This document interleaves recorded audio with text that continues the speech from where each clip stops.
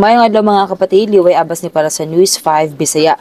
Gibaha ang dakong bahin sa Bacolod City ganihang hapon nga natunong sa selebrasyon sa Mascara Festival. Nasinati ang pagbaha human ang kusog nga pagbuhos sa ulan.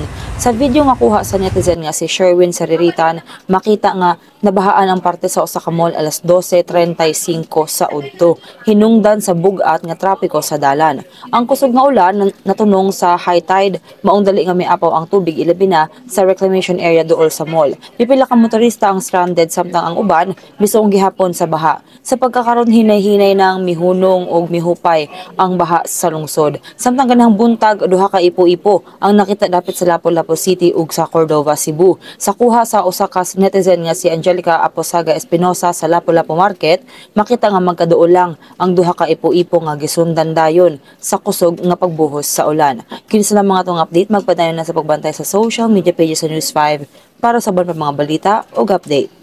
Amping tang tanan.